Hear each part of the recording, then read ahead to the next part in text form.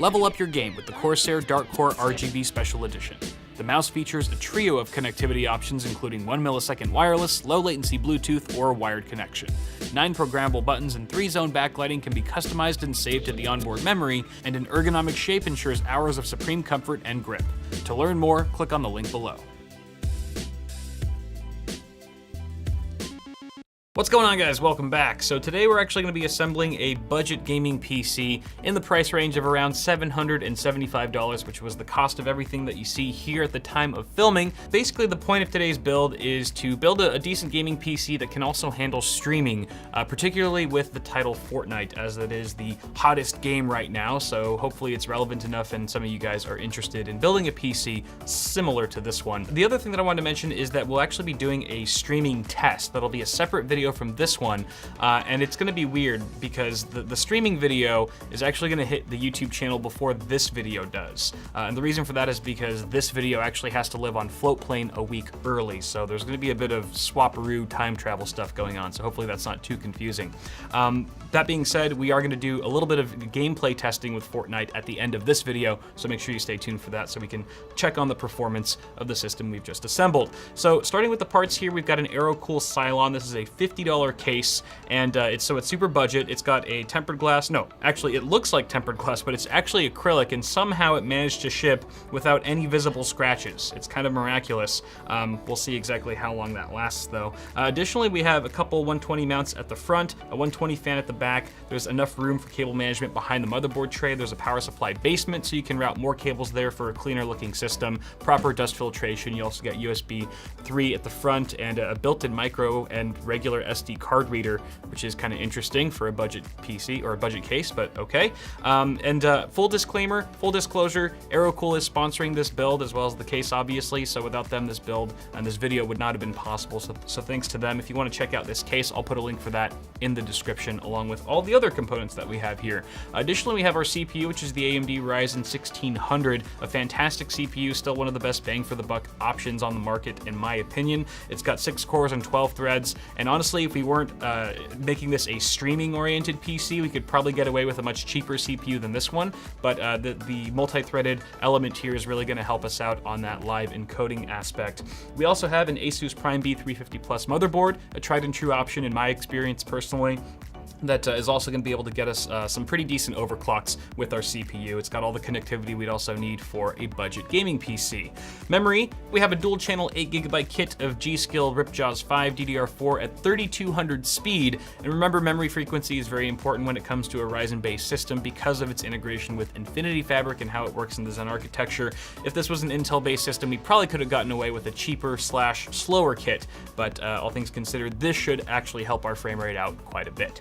Our graphics card is the GTX 1050 Ti from MSI. Now, I don't have the actual retail packaging for that card, so we're using a 1050 box with some slight modifications there, as you can see. But this is a great card. It's got a 4GB frame buffer. It should be plenty for Fortnite, as I think the recommended specs is a GTX 660 on the GeForce side. And since we're several generations ahead here with a Ti model of the 1050, I think it's going to be just fine to tear through some frames in that particular title. It's also one of the cheapest 1050 Ti's you can find right now on the market across Amazon and Newegg. I think the retail price was $220 on Newegg, which is at least 10 to 15 bucks cheaper than all the other models I could find. We also have a 550 watt power supply from EVGA. There's no other gaming oriented branding here. It's more of a budget entry level unit, but you still get 80+ bronze certification, and the cables are all sleeved in black. So even though we have a budget system here, we don't have to compromise with any nasty ketchup and mustard cables, thank God. And then finally, we have our storage down there, an A55 256 gig silicon power SSD, which we're going to be putting our operating system and frequently used applications onto. I've actually used this SSD in a recent build, and I'm using it again here, just sort of recycling it because it's one of the cheaper options that you can find at that capacity. I think it was only 64 bucks at the time of filming, which is fantastic price to gig ratio. And then finally, we have our 1 terabyte mechanical hard drive in the form of a Seagate Barracuda for our games, of course, and other backup media files. And those are all the parts for the build, ladies and gentlemen. Again, I'll put links to all the stuff in the description. But without further ado, let's go ahead and get assembling this PC before diving into what's hopefully a smooth and enjoyable Fortnite experience.